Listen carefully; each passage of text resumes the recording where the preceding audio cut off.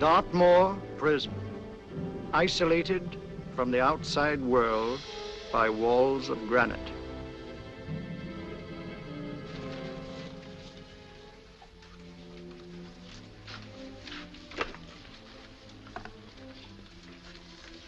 They say you could get out of here by merely telling what you know. You may or may not be another Scotland Yard bloke, but I'll give you the same answer I gave the others. I still have 2 years, 8 months, and 6 days left in which to make musical boxes. That'll be sold at auction for the benefit of this delightful sanctuary. And I intend to serve them.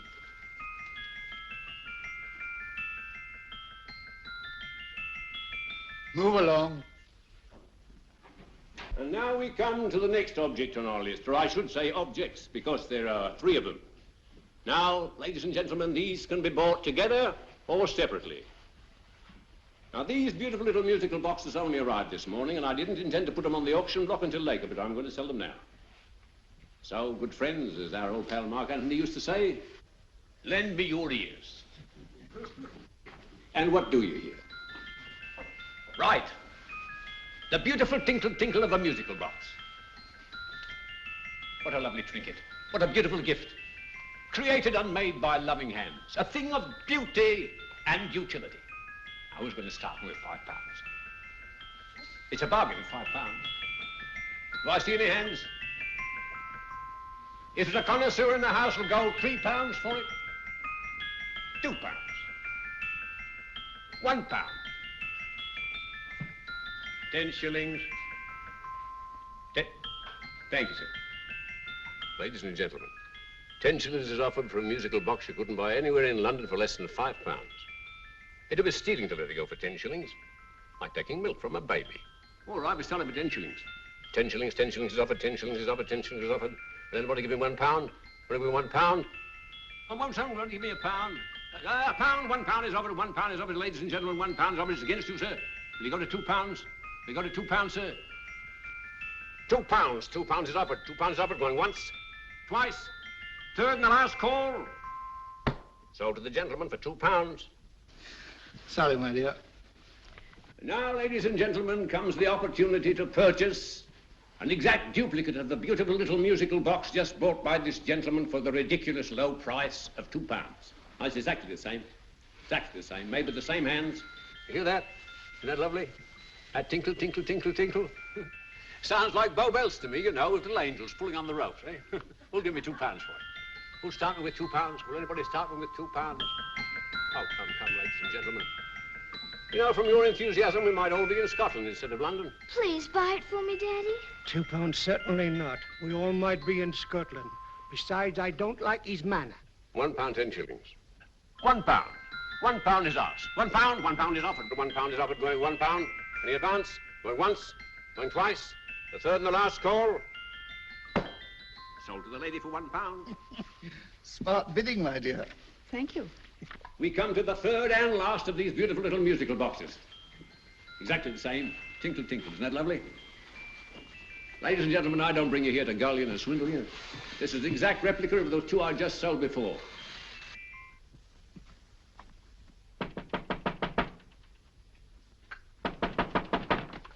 We're closed. But this is extremely important. Come in, sir, come in. I'm sorry to disturb you, but I was unfortunately delayed from arriving in time to bid on certain articles which I was rather anxious to obtain. Oh, perhaps they weren't sold, sir. We are carrying several things over. What might the articles be, sir? 3 identical musical boxes, about so large. Oh, I'm sorry, sir, but they were sold. Pity you weren't here to bid on them. They didn't bring anything like the real value. I'm most anxious to obtain them. I wonder if your records would show who the purchasers were.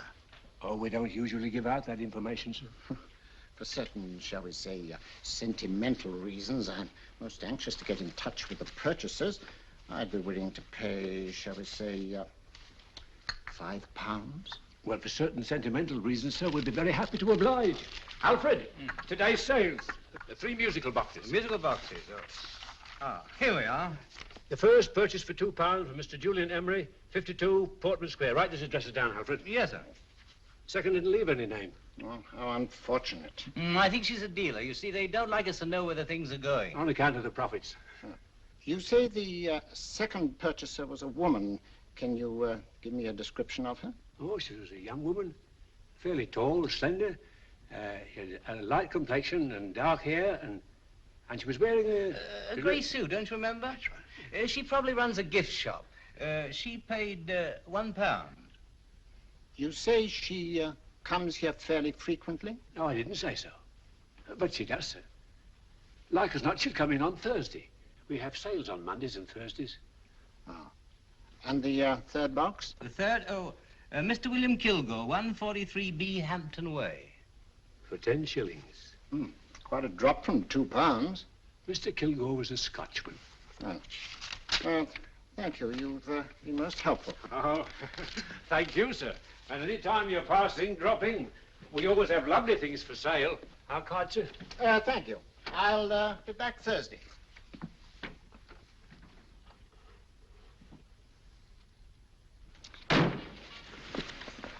The message reached us too late. Musical boxes are being sold. Well, let's get out of here.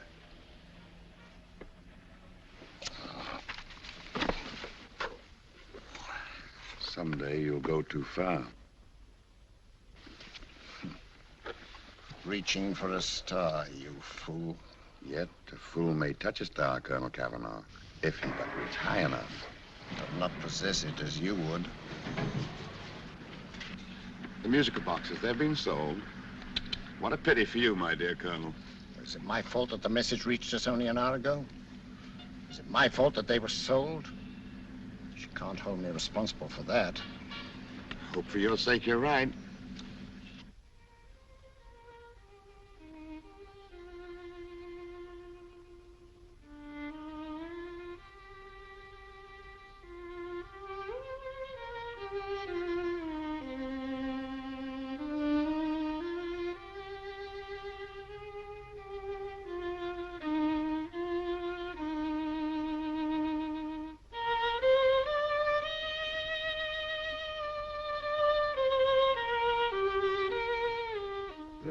Upon you tonight at 7:45, a gentleman who desires to consult you upon a matter of the very deepest moment. Remember that letter, Holmes? It was written over 2 years ago. An interesting case, devilishly interesting. Irene Adler.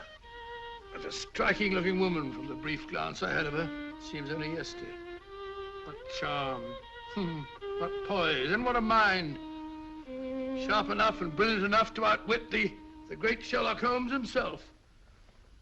I take it the new issue of the Strand magazine is out, containing another of your slightly lurid tales. It is indeed. And what do you call this one? I call it A Scandal in Bohemia. Not a bad title, eh?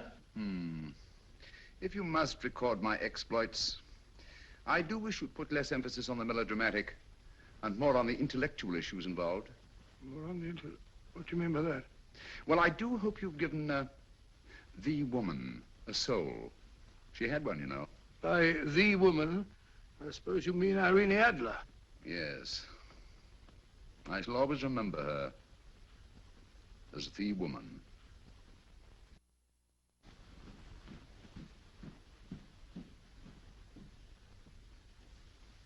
Come in. I think.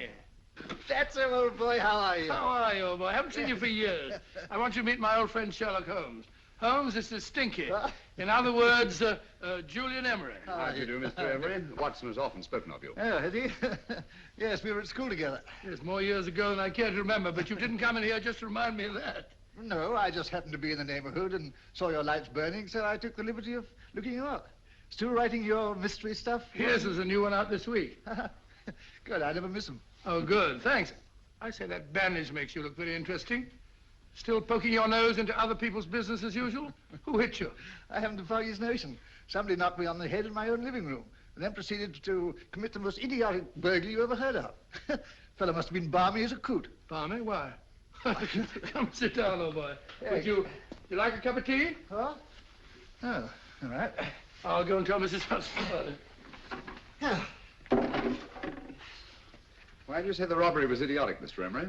Oh, simply from the fact that with about £5,000 worth of musical boxes in my living room, the thief, who I caught in the act, made off with one that isn't even worth £5. I gather you're a collector of musical boxes. Yes, I am indeed. Some of them are very beautiful, but not the one that was stolen.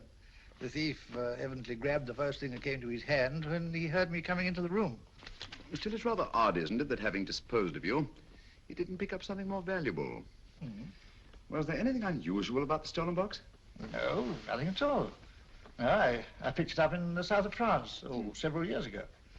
You say you have many valuable music boxes, and yet the thief made off with one that isn't worth £5. Sounds like rather an intriguing little problem. Yes, well, I take it that he was just an ordinary petty thief and didn't know the value. That is a possible explanation, and yet I venture to say that the average petty thief has a more extensive knowledge of the value of objet d'art than the average collector. Well, anyway, that's Scotland Yard's theory. They didn't get very excited about it. That's consistent anyway. I wonder if I might see your collection, Mr. Emery. Oh, of course you could, yes. Nothing a collector likes more than showing off his trophies. When would it suit you? No time like the present. Good. My place is just round in Portman Square. Shall we? Yes, right. Hello? Where are you going? Stinky hasn't had his tea yet. Oh, I'm sorry. We're going round to my place, where I'm going to give you something better than tea. Now, this one was made for Louis XV, and is one of the very few still in existence from that period. And a particularly fine specimen at that. Charming, isn't it? Quite. They all sound to me like a lot of mice running about on a tin roof. I'm afraid you have no ear for music, Watson. Give me a good old band playing a rousing march. You have all your silly little tweets.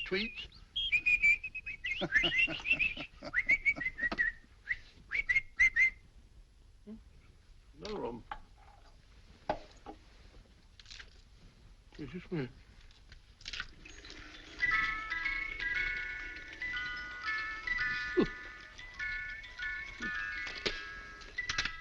Stupid thing. Singing rabbit. What would you say offhand is the value of a box like that, Mr. Emery? Well, it's hard to say offhand, but I think we'll bring about £500 or £600 today. It's the gem of my collection. Yet a thief who steals an oddity like a musical box passes up one worth £500 for one of almost no value at all. Odd. Very odd. What was the stolen box like, Mr. Emery? Oh, just a plain wooden box about so big. Mm-hmm. As a matter of fact, I have one over here almost exactly like it. I picked this up yesterday at an auction room in Knightsbridge. Paid only £2 for it. Of course, I wouldn't in the ordinary way add one like this to my collection, but the tune intrigued me. I'd never heard it before.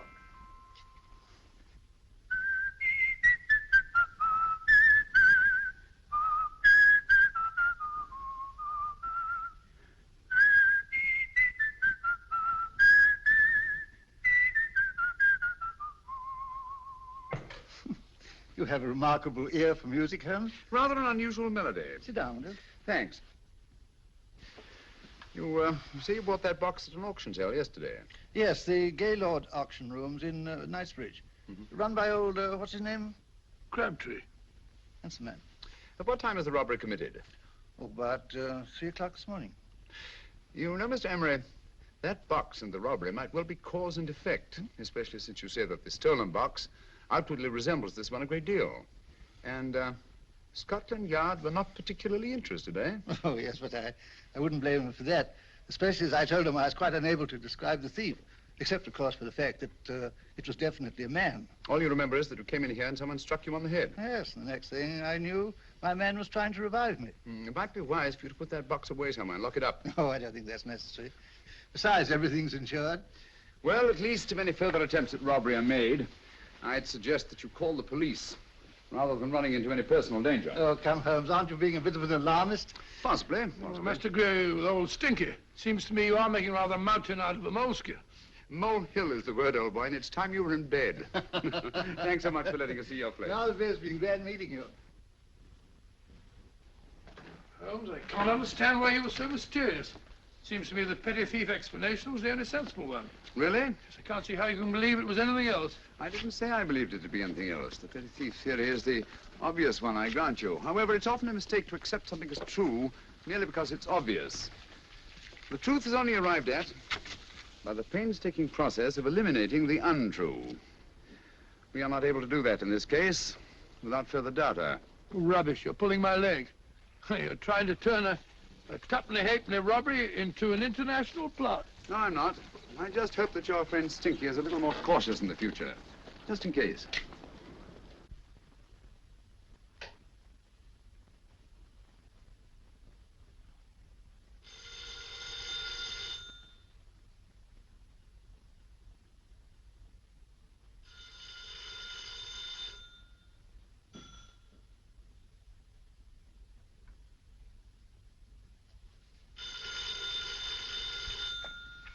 Hello? Yeah? Julian Emery here. Who?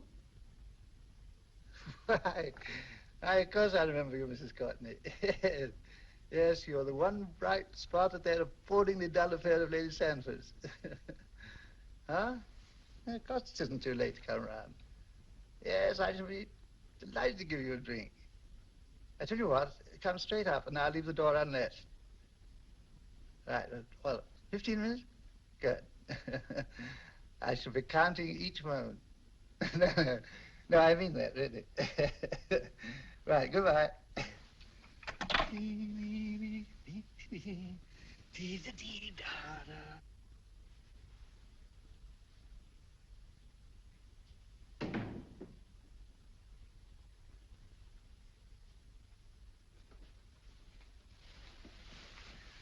Boo! Oh, you startled me. Did I? Yes. Must be the pixie in me. I know I shouldn't have called you so late, but I was at a party just around the corner, and I remembered your invitation to see your collection of musical boxes. My dear Mrs. Courtney, pleasure is all the greater for being so unexpected. My friends call me Hilda. Thanks. Mine call me Stinky. Stinky, how quaint. Oh, what a perfectly wonderful collection of musical boxes. You know, when you told me you had a collection, I had no idea it was so attractive. Yes. They appeal to the ear as well as to the eye. Oh, what a plain little one. Why, it looks just like a country cousin amid all this grandeur. No. You mustn't underestimate the country cousin. Only last night a burglar broke in here, and with all these to choose from, went off with one very much like it. Really? Yes, I don't mind the loss of the box so much, but I do resent this crack on the skull. But it makes you look so interesting. Oh, do you think so? Uh-huh. It's funny, that's what old Fatso said. Fatso? I mean, Dr. Watson. He was here this evening with a friend, a Mr. Holmes. He's interested in my collection, too. Sherlock Holmes? Yes. Do you know him? I've heard of him. Yes, he seems to think I'm in some sort of danger. What a haunting tune. It takes me right back to my childhood. Really? You know, it's odd that you should be interested in that particular musical box. Odd? Why? Because Mr. Holmes is also interested in it. He may have been more interested in the tune than in the box. My dear, yes, that's right. I remember now. He whistled it note for note, having heard it only once. Really? He must be a remarkable man. Bit of an alarmist, if you ask me. Don't you believe in warnings? Of course not. Who'd want a box like that? I would. You're not serious. Oh, but I am. Well, you put me in a very awkward position. I'm a collector, you know. And a collector buys but never sells. But if the price were high enough... The price has nothing to do with it. It's the principle of the thing. Yes, well, we haven't had our drink. No, thanks. I must be getting along. Must you really? I'm afraid so. You're not walking out on me, are you? My reputation, Stinky. I say, you know, you are an attractive woman. Thanks.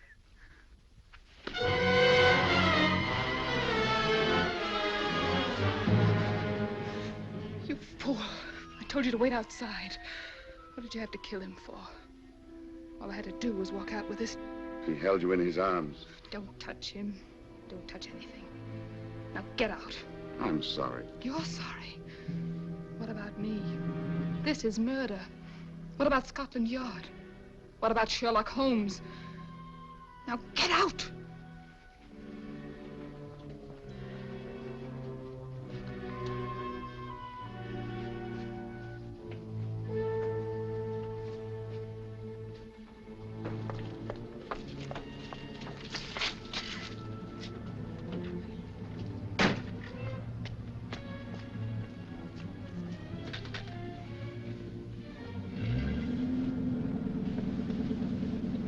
Did you get it?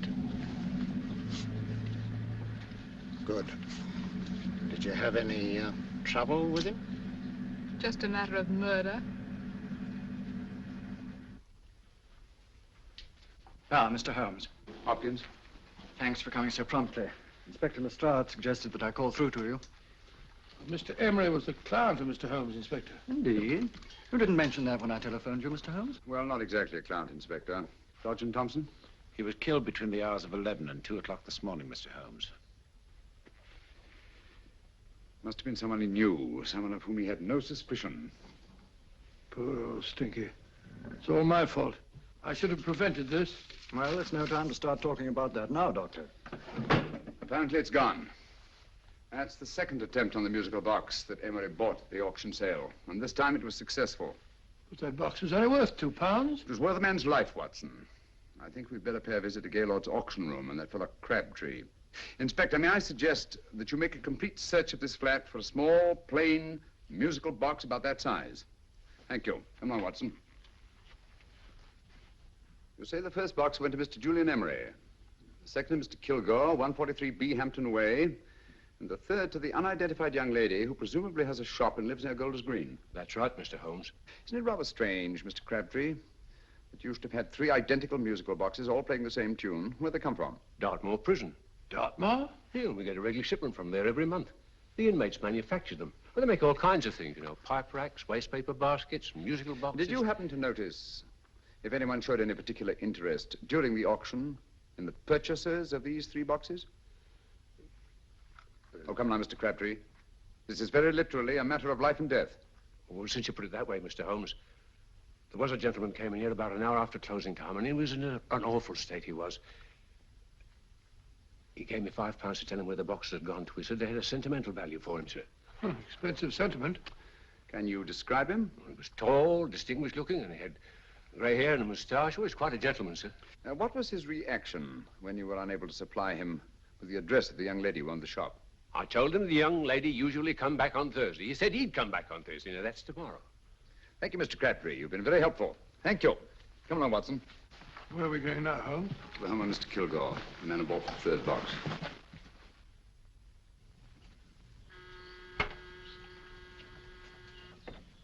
But hang it all, Holmes, how do you know those other 2 musical boxes are of any importance? I don't, but I certainly have no intention of waiting until the owners are murdered to find out. No one at home. I hope that's the explanation. I'll have a look through this window.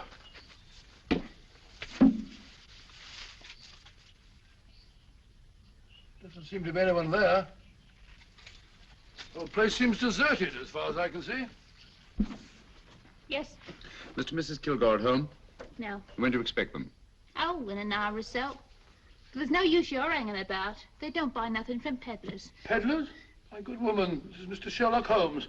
Sherlock Holmes? Oh, go on. Do you mind if we come in and wait? My business is rather urgent. Well, I've got to go out and do my shopping. And I don't know if Mrs. Kilgore'd like any strangers nosing about. Quite all right, I assure you. Well, I've got to be off. You 2 wait in the parlor. And no smoking either. Mrs. Kilgore says it smells up the house. Funny old girl, Holmes.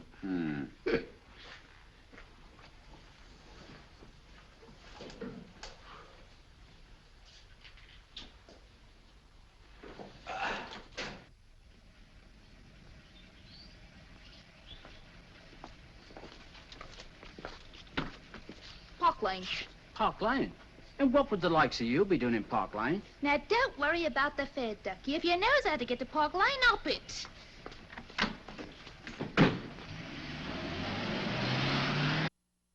You know, Holmes, I've been thinking. There must have been something hidden in that box of old Stinky's. Stolen jewelry, possibly. What's up, Holmes? Listen. What's just the steam in the water pipes?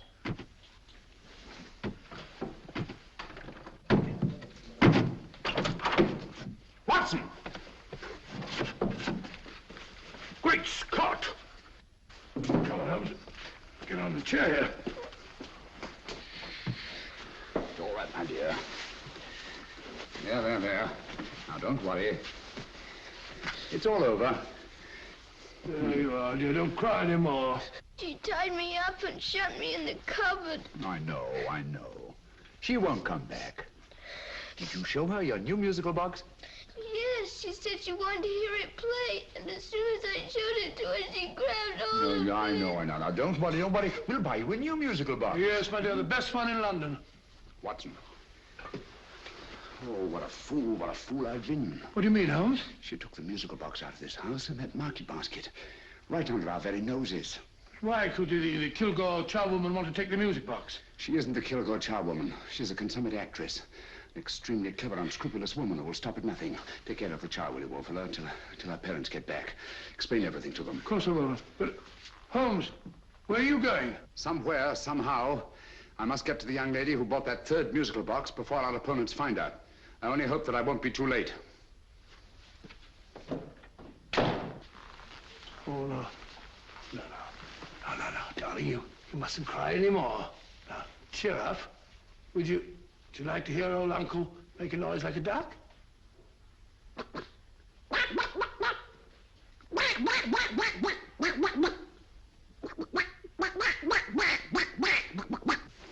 Oh, sorry.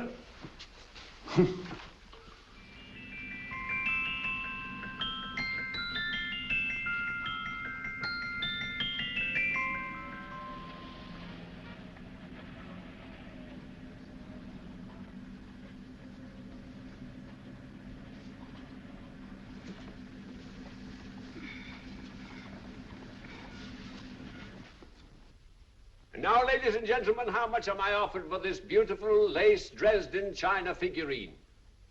A lady of the French court. Now, this is the genuine article.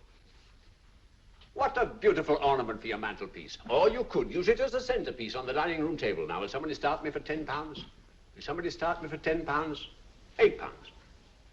£7? All right, £5 is offered, £5 is offered, £5 is offered, £5.10, £5.15, £5.15.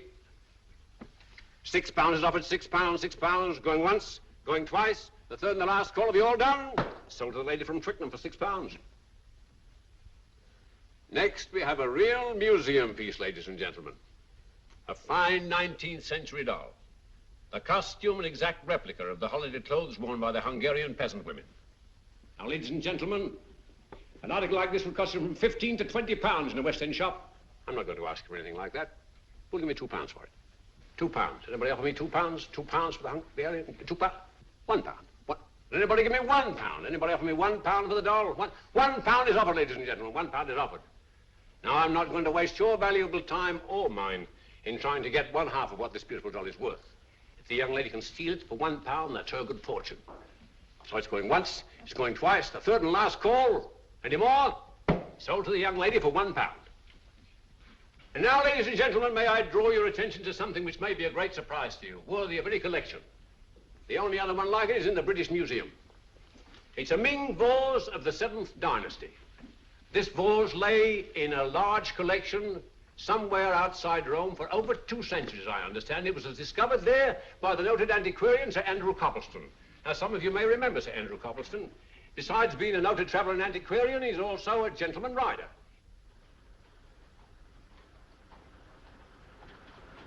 The girl with the parcel in her hands, that's her.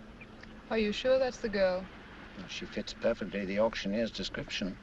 Follow her, Hamid.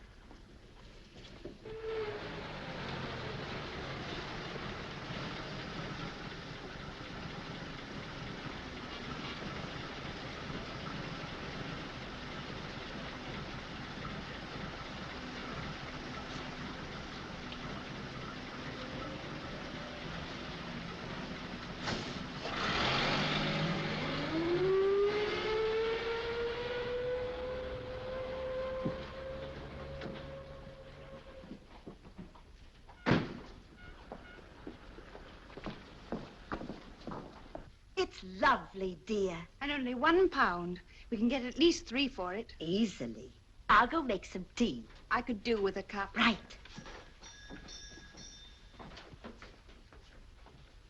Good afternoon. Good afternoon. I'm looking for a birthday gift for a 7-year-old girl. What would you suggest? We have some lovely dolls. Now, this Hungarian I peasant... think she has enough dolls already. Books are always welcome. Well, I'm looking for something a little different. Well, that's rather cute. What is it? Well, that's a musical box. Children always love them. And this is an exceptionally nice one. It plays many tunes.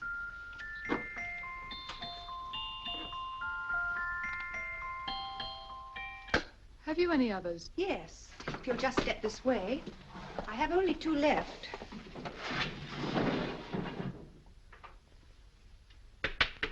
Oh, nice.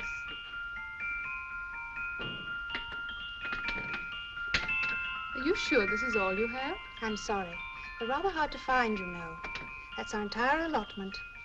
I did have one other, but I sold it earlier this afternoon. But it was only a plain wooden one. It wouldn't have been a very nice gift for a child. Really? Do you happen to know who the purchaser was? Why, yes. He left his card, just in case anyone should inquire for him.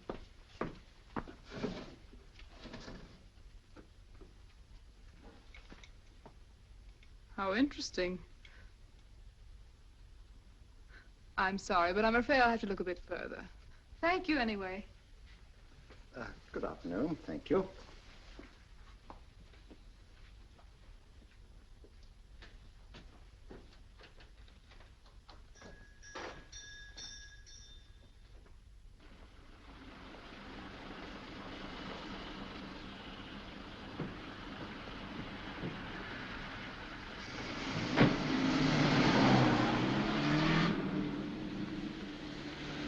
Heavy! Follow that cab. Here now, what? Scotland Yard. Hop in.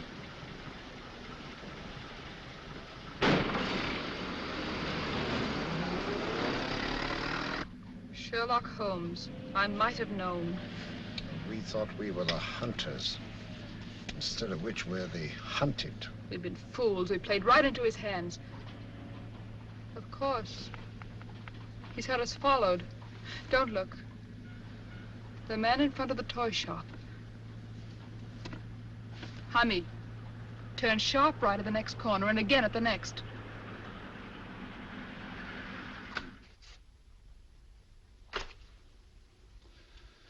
No photograph of her, Commissioner, as I expected. She's not a known criminal. But how do you expect to know if you do find her? After all, she was disguised as a charwoman. Don't worry, old fellow. If I ever see her again, I'll recognize her. Well, it won't be long till we know who they are and from where they operate. Who's covering them? Sergeant Thompson's following them, sir. They won't get away from him. He's a good man. We could have arrested them at Clifford's toy shop if we had any proof. But we know that they killed Emery. Proof, my dear fellow. We must have proof. We have x-rayed it, sir. There's nothing whatever concealed in the box. We'll have a look at the plates.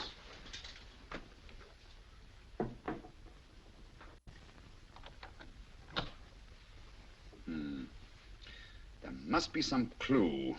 And it's probably so obvious that we've all overlooked it. Seems to me we're up against a bunch of lunatics. Not lunatics, my dear fellow.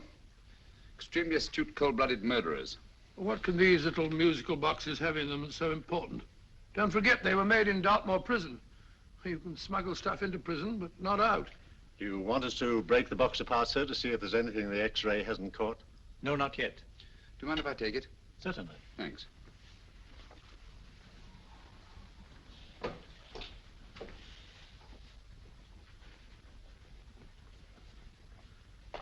The governor of Dartmoor Prison informed us, sir, in answer to Mr. Holmes' question, that all 3 musical boxes were made by the same convict, John Davidson, serving a 7-year term, sir. Davidson? The Bank of England plates. That'll be all. Yes, sir. Now we're getting somewhere. Wait a minute. How did you know about the plates, Mr. Holmes? I'm a student of crime, Inspector. I make it my business to know about such things. And when the name of Davidson was mentioned... Well, who is this fellow Davidson? As long as Mr. Holmes seems to know all about it already, I suppose there's no harm in telling you.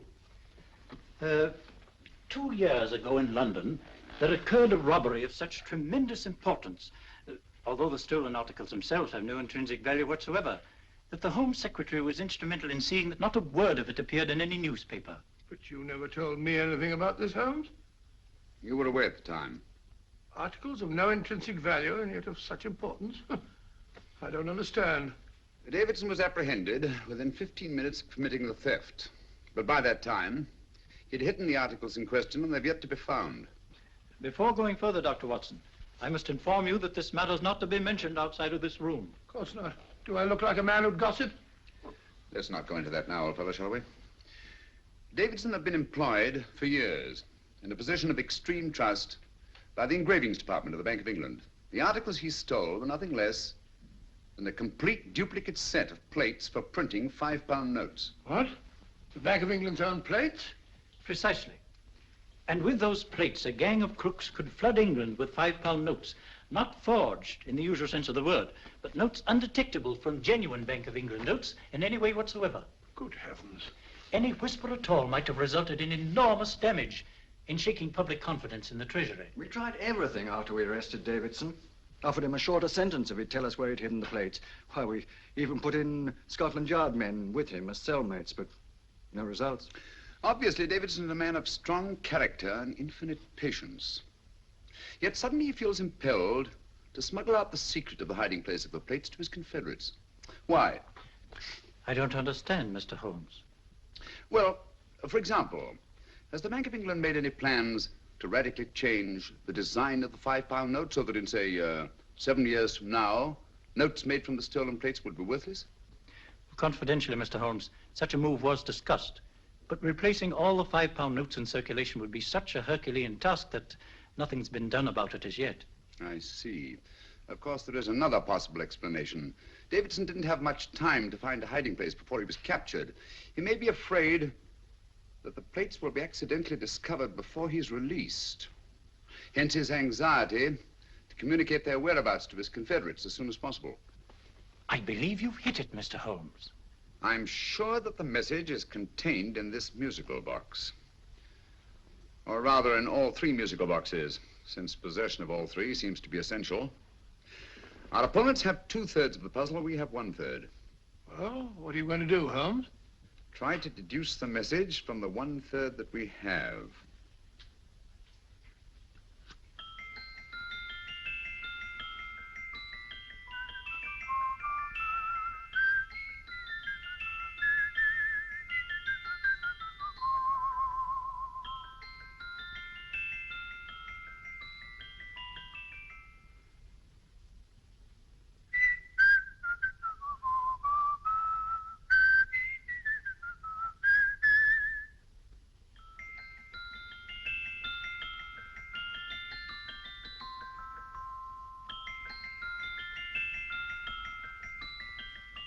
It's the same tune as the one played by Emery's musical box. And yet it's different. Sounds the same to me. The tune. Somehow the tune is the key to the mystery. It must be the tune. Otherwise, why use 3 musical boxes to convey the message? Why not collar boxes or shoe boxes? Yes? It's for you, Inspector. Oh, thank you, sir. Inspector Hopkins speaking. What? Where? Golders Green Station reports they've just found Sergeant Thompson's body. From the tire marks on his clothes, he was apparently run over by a taxi. What an unfortunate accident. Not an accident, my dear fellow. I'm afraid it's murder. Never know just who you're going to meet when you're walking down a busy London street. Mrs. Hawkins, Mrs. Brown, any subject of the crowd. Oh, you never know just who you're going to meet. So you better hold your topper in your hand, just in case you meet a lady on the Strand. Girls will think you're kind of sweet, and your day will be complete. Oh, you never know just who you're going to meet. Now, a gentleman is judged by his appearance. Yes, a gentleman is judged by how he talks. Now, he's much better off when he's acting like a toff, especially if he's taking him a walk. What on earth is this outlandish place? A rendezvous for actors. Actors? Buskers, old boy. You've seen them 1,000 times. Actors who entertain the queues, waiting outside theaters. Who you're going to meet when you're walking down a busy London street. So you better wear your best, elbow ties to look your best, 'cause you never know just who you're going to meet. So you better keep your manners right in view, just in case a lie gives a how'd you do. Keep your trousers in a pleat, shine your shoes and keep them neat, 'cause you never know just who you're going to meet. Blimey. Mr. Holmes. How are you, Joe? Never met him. And yourself? Fine, thank you. I want you to meet a friend of mine, Dr. Watson, Joe's sister. Oh, well, any friend of Mr. Holmes is a friend of mine. Hi, Joe. He did me a good turn once that I'll never forget. Yes, I cleared Joe of a most unpleasant charge. Murder, no less. Oh, really? By proving to the satisfaction of the police that he was busy at the time blowing open someone's safe. That's right, Governor. Good gracious me. Joe, now you can help me. Come on, buzz off, buzz off. Come on, up it, up it. Can't a gentleman have some peace and quiet around here? And you too. There you are, Mr. Holmes. Now we can have some peace and quiet around here. Thank you, Joe. There's £5 in this for you. Well, I wouldn't want to take it on myself, sir, but I can get somebody to do it for you for half of that. You don't know what the job is yet. For £5? Murder, ain't it? What? No, Joe, not murder, just music. I want you to identify a song for me. Oh, there ain't a song that's been written that I don't know. That's why I came to you. Of course, the violin is more my instrument, but, oh, well, here we go. Now, listen to this, Joe.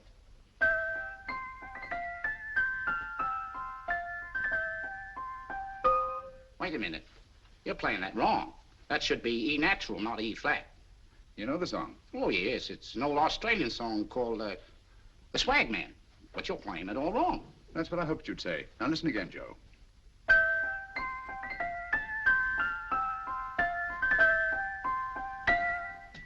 That's the same tune, all right, but you're making different mistakes than you did the first time. No, not mistakes, Joe. Call them variations. Here, play the song for me, will you, the way it's written.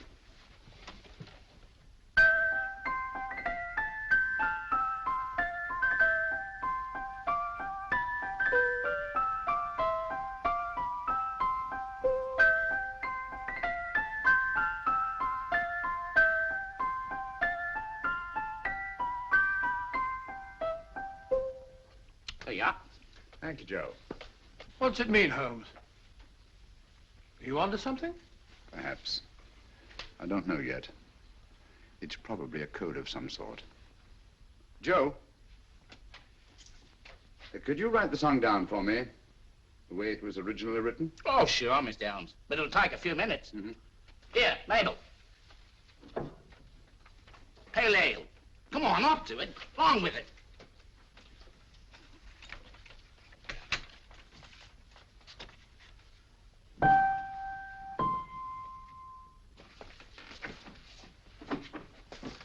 Well, obviously it isn't the lyrics. No combination of those words made any sense at all. The variations in the way Emery's musical box played the tune are different from the variations in the one we have. You sure? Quite. You see, I took the trouble to memorize the tune as played by Emery's box that night we were with him in his flat. Holmes, you amaze me. Elementary, my dear fellow. One of the first principles in solving crime is never to disregard anything, no matter how trivial. But why are 3 boxes? Why not 1? Because the message was obviously too long to be conveyed by any one variation. Then there's the 3rd box, the one that woman took from the Kilgores. That contains yet another set of variations. Yes, well, it's all beyond me. Well, all we have to do now is to find the secret of the variations. Not a very easy problem to solve, my dear fellow.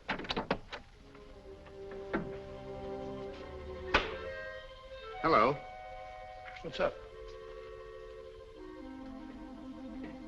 We've had company.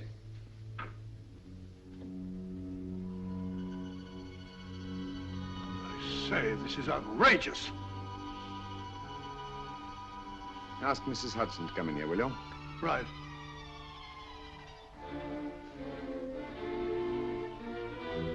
Mrs. Hudson? Yes? Oh, there you are. Will you come up here at once, please? Oh, coming, sir.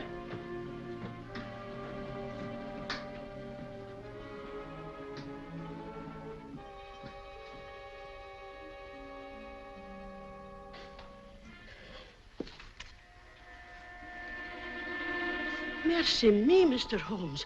What has happened? Who called while we were out, Mrs. Hudson? Just a young lady. The one who said you wanted her to wait for you. And a nice-looking old gentleman with Our her. friends again, Watson. Friends? What did the young lady look like? Oh, I couldn't see her face. She had a heavy black veil on. But she had such a nice way with her. Oh, I'm sorry, Mr. Holmes, if I've done anything wrong. But you did say I should always let clients come in and wait for you. Don't worry, Mrs. Hudson, don't worry. You had no way of knowing. It's quite all right, quite all right. Now, don't worry, Mrs. Hudson. Don't worry. Well, where on earth's the musical box? They didn't get it. Didn't get it? Where is it? It's in your hand. Huh? In that biscuit jar. Take the biscuits off the top. Now put your hand inside, and you'll find the music box.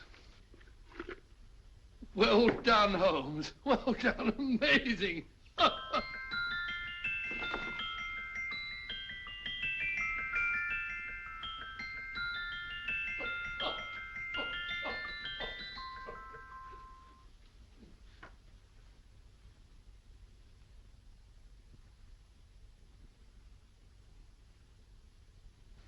Whew. Nice fresh smell. Like a pub after closing time.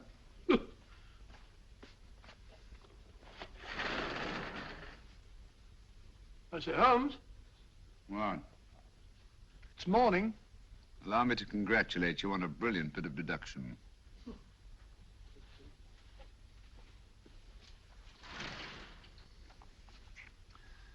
It's not a transposition, not a polygraph transposition, not a trigraph, nor any known form of decoding. How about the Morse code? Have you tried that? Yes, at about 3 o'clock this morning. I'm sorry, old man. I was only trying to help.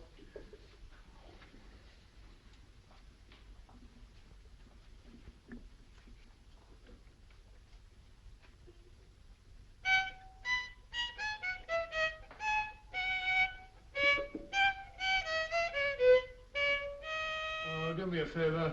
Not again. Must have heard that thing 1,000 times. Kept me awake all night.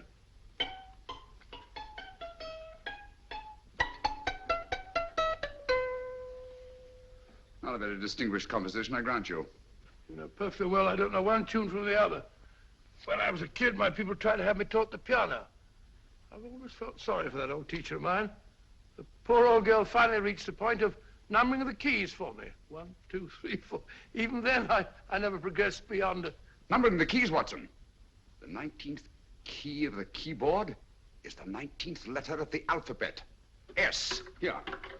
Write it down when I give it to you, old fellow, will you? The first altered note. Write S first. Now, the 8th key is H. The 5th key, E. The 12th key, L. The 6th key, F. S-H-E-L-F. Shelf. Your piano lessons were not in vain, old fellow. You've solved it. Thank you. Thanks, Obean. Hold it. We now have 2/3 of the message. Behind books, 3rd shelf, secretary, Dr. S. Presumably, these are the first and second portions of the message. And this gang has the first and third parts of it. Precisely. Then it's a stalemate? Yes, Commissioner, but we can't leave it like that. There's no doubt in my mind that they'll try to secure our 1/3 of the message that's missing. Well, I assume you've taken every precaution to guard the Clifford music club. Oh, yes, it's carefully hidden at Baker Street with Dr. Watson on guard. However, I'm reasonably certain that, difficult as it may be, we can find the plates even without the missing part of the message. Behind books, 3rd shelf, secretary, Dr. S. Well, outside of the fact that Davidson hid the Bank of England plate somewhere in London, Mr. Holmes, I don't see that we've progressed at all. Allow me to point out to you, sir, the key words Dr. S. It looks as if the plates were hidden in the house of the doctor. Whether S stands for his first or last initial remains to be determined by a process of elimination. Well, there must be 10,000 doctors in London with S for a first or last initial. Precisely. And every one of them will have to be questioned in person. That's why I say this is a task for Scotland Yard. It's a task, all right. But Scotland Yard has searched worse haystacks and found the needle. Well, for the time being, I'll leave the matter in your hands, gentlemen. We'll call you if and when we get a lead on our mysterious Dr. S. Thank you. In the meantime, I intend to follow up a little clue concerning a cigarette.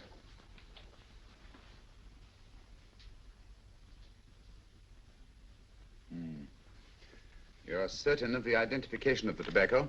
Absolutely. I have made up this special blend for only 3 customers. It is almost pure Egyptian, with admixture of latakia for added body, and a pinch of perique. Merely a whisper, as one might say, for elusive fragrance. Yes. And the 3 customers? Major Wilson in Bombay, India. Mrs. Catherine Leamington Smith in Ireland. Yes, and the 3rd? Mrs. Hilda Courtney of Park Mansions, Bryanston Square. Thank you. Thank you very much. You've been most helpful. It is a pleasure to have been of service, Mr. Holmes.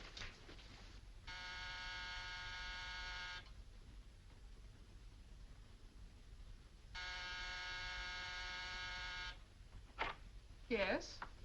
Mrs. Courtney? Yes. My name is Sherlock Holmes. Oh, do come in. Thank you.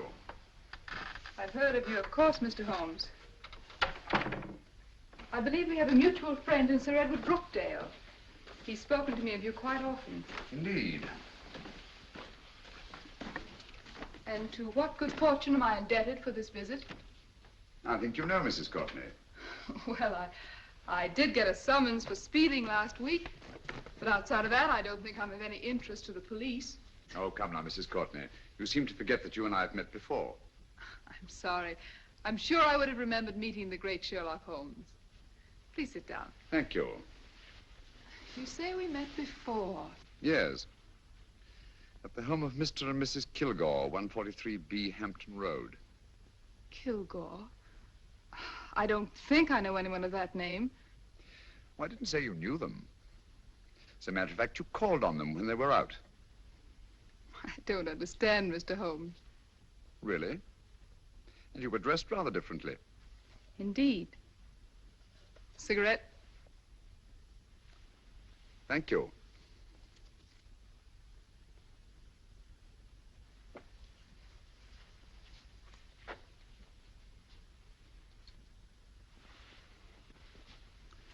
Thank you.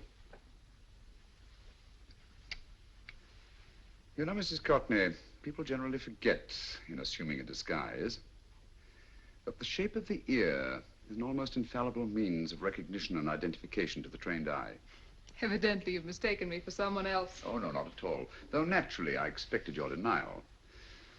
But when you paid your visit to my rooms at Baker Street, you carelessly left behind another identification. They're, identical, aren't they? Yes, I must admit they are. You see, Mr. Holmes, to catch one as clever as you, I had to use a very special lure. I knew you'd be unable to resist the bait of my cigarette, having read with great interest your monograph on the ashes of 140 different varieties of tobacco. I should advise you not to move, Mr. Holmes. I must congratulate you on your ingenuity, Mrs. Courtney. It was indeed a brilliantly designed trap. Thank you, Mr. Holmes. Praise from a master is indeed gratifying. I shall always cherish the memory of your flattering words. Memory? Precisely. I'm afraid these gentlemen have a most regrettable task to perform. Unless, of course, you care to turn over the missing musical box with your pledge to take no action against us in the future. I'm afraid that will be impossible. I thought that would be your answer. Hamid! Careful! Careful. There's no need to be unnecessarily rough with our distinguished guest. You realize, Mr. Holmes, that your demise will not take place here. The corpus delicti, you know. Well, naturally. Shall we go? So fearfully awkward having a dead body lying about. Don't you agree, Mr. Holmes? Another dead body shouldn't weigh too heavily on your conscience, Mrs. Courtney.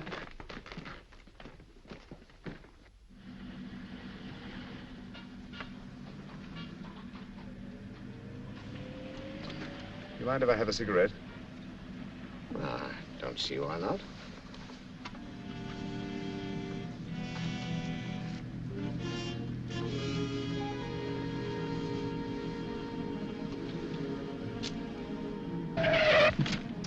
Be careful, Hamid. It's the brakes, they bind. Thank you, Colonel Cavanaugh. It's very considerate of you.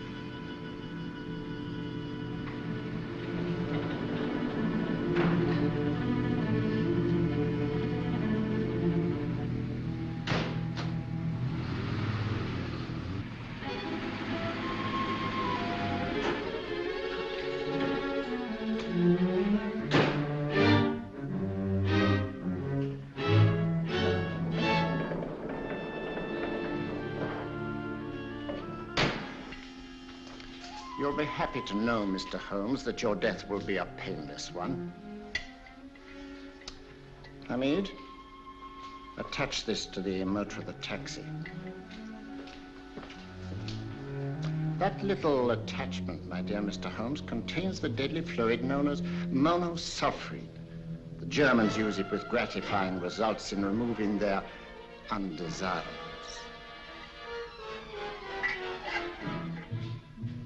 Start the motor.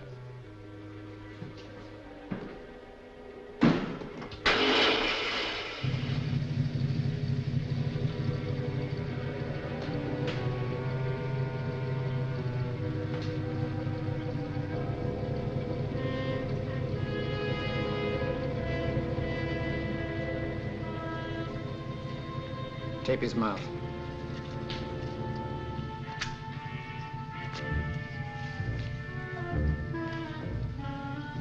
Now, up with him, Hamid.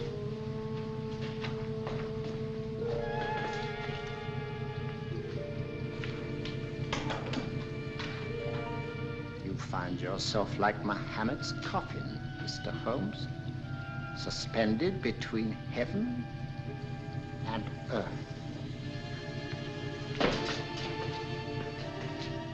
Plenty of fuel in the tank? Good. It would be too bad to have anything go wrong through so simple an oversight.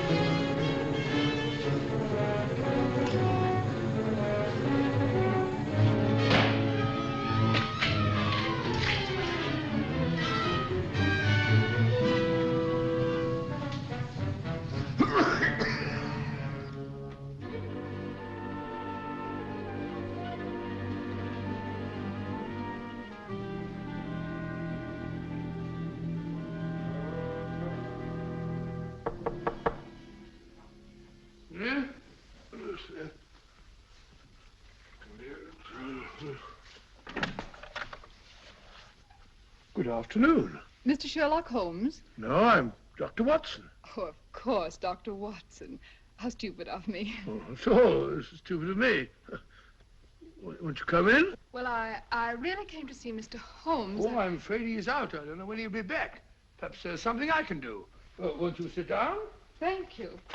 You know, Sherlock Holmes and I have been engaged on a great many cases. Oh, really? Yes, indeed. Well, as a matter of fact, this very moment we're involved in one of the most baffling... Oh, well, won't you tell me your trouble? I may be able to help you.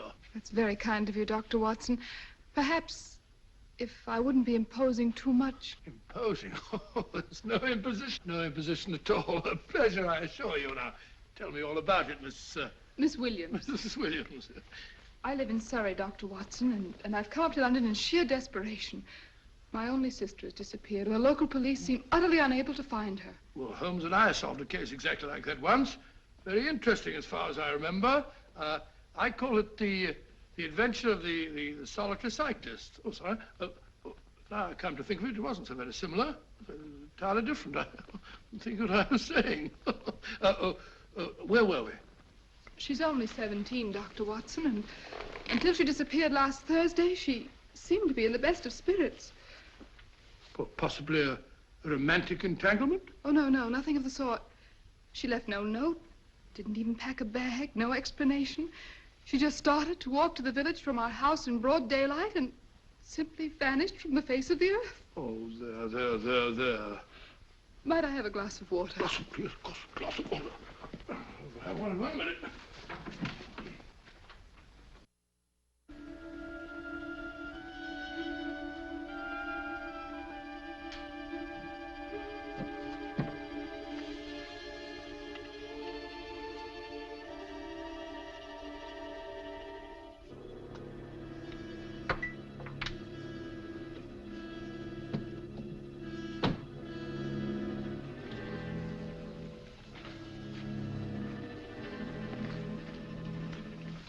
There you are, my dear. Thank you, Dr. Watson. No, you're not to cry anymore. You must pull yourself together. Oh, I feel much better already knowing that you're going to help me. Oh, Dr. Watson, look! Good heavens! Oh. Get through the fire brigade, quickly!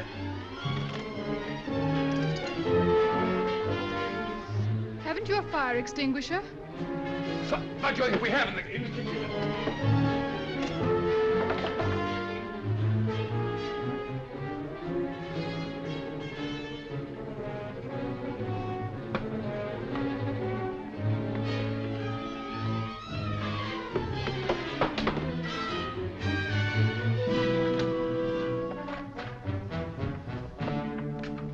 Don't you worry, Miss Williams. We'll have this thing out in no time.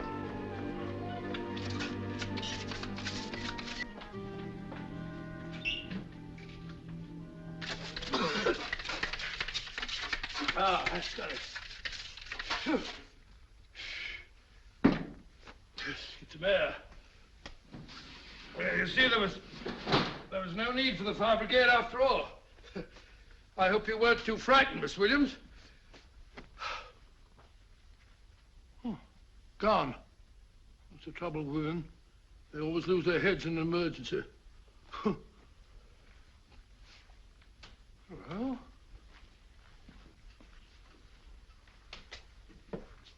a musical box. Great Scott! Miss Williams!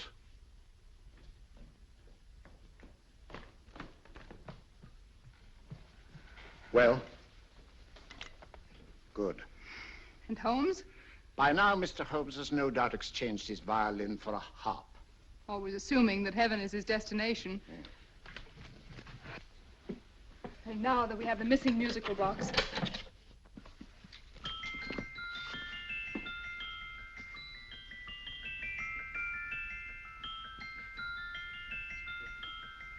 Nineteenth note. 19th letter. Yes. He hasn't been there, you say? Holmes, where on earth have you been? I've been trying to get you at the club, at Scotland Yard, all over London. You were looking for me in the wrong places. Holmes, terrible things happened. I've been duped. That woman, she made a complete fool of me. Well, what do you mean?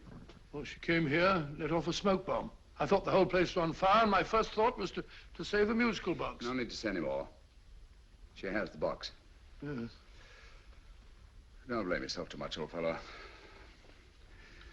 She's an extremely clever antagonist.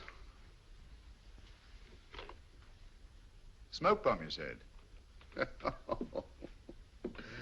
Well, you can console yourself with the thought that your charming friend is at least a reader of yours. What do you mean?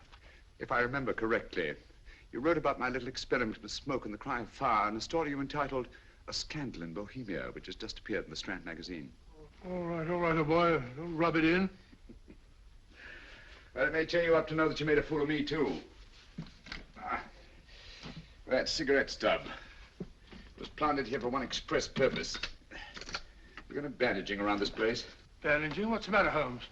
You hurt? Explanations will have to wait until later. At the moment, we're faced with a problem which I fear is insurmountable. Come over here, old boy, will you? Right. Our opponents are in possession of all three parts of the code. And here are we, while the Bank of England plates pass into their possession. Cheer up, old fellow, cheer up. As Dr. Samuel Johnson once said, there's no problem the mind of man can set that the mind of man cannot solve. What's that, old fellow? I was just quoting Dr. Samuel Johnson. He said there is Thank you, Watson, thank you. Leaving the front reception room, we come into the main hall, where Dr. Johnson was in the habit of passing through to have his meager meals in the dining room opposite, in company with his friend and biographer, James Boswell. We will now pass up the stairway, which remains in its natural wood finish, just as it was when the good doctor was here. The framed etching on the wall is believed to have been presented to Dr. Johnson by the distinguished painter, Sir Joshua Reynolds. I've been told here that picture was given in by Mrs. Thrale, and it's definitely not a Reynolds. Is that important, my dear? Oh, I'm sorry. This way, ladies and gentlemen, please, this way. Move along, children, move along. The secretary's not on this floor. Patience, Hamid. I've a feeling My that... dear Colonel, with Sherlock Holmes out of the way, what could go wrong?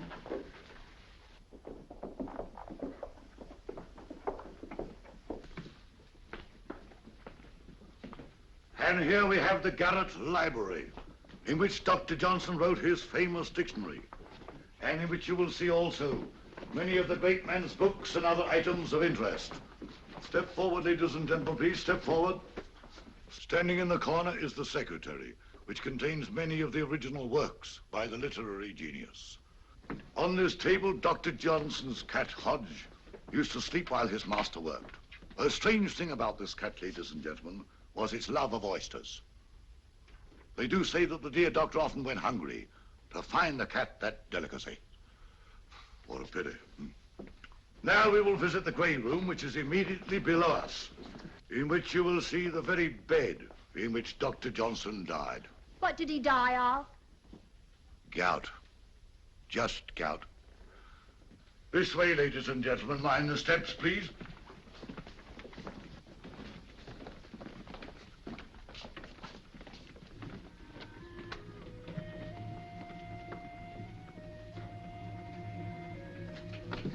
No keys.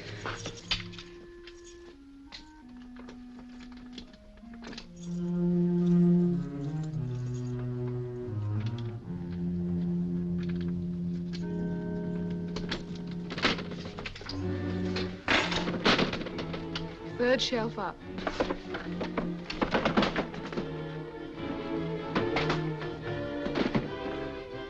The knife.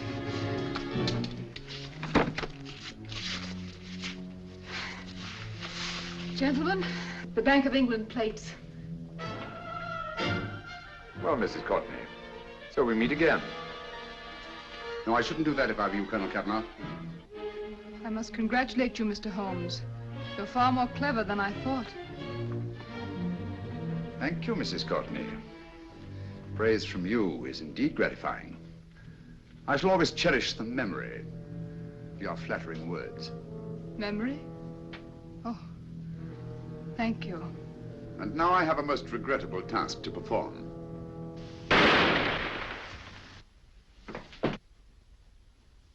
Holmes! Coming, Holmes! Holmes, you all right? Perfectly, thank you, old fellow, but I think this gentleman on the floor requires some medical attention. We must see that he looks his best, you know, when he's hanged. Take them in charge.